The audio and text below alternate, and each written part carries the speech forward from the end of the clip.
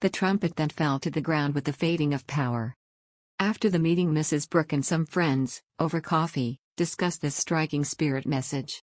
They all regretted that the girl's mother or some friend or relation had not been present to witness the nurse's spirit return. For several days Mrs. Brooke deliberated, unable to make up her mind whether she might not be meddling with things which did not concern her if she took some positive action.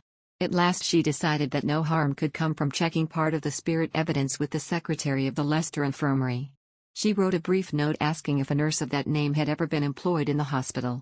She made no mention of the source of her information. The reply she received was that this nurse had been engaged in the mental wards up to some 18 months earlier. Regrettably, she had met with an accident and had died in the hospital.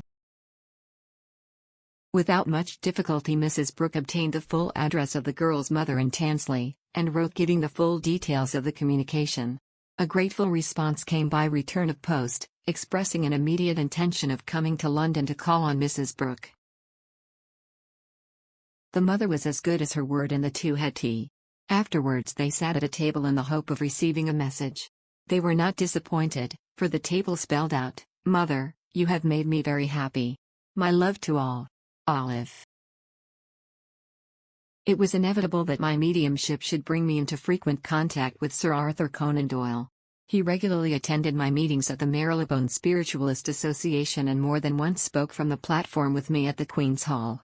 I also knew his wife and family, his sons Adrian and Dennis being occasional visitors to my direct voice circles. After Sir Arthur's death, Lady Doyle and her family heard his voice at one of these sittings. At a later séance, when they were not present, he came and spoke at some length. On this occasion the circle comprised some of the best-known figures in spiritualism. Bluntly, Sir Arthur's voice broke in on the gathering. "Doyle speaking," it said. "I asked permission to come for a minute to offer congratulations on the new paper." This was a reference to a new psychic paper that had just been launched. Go forward.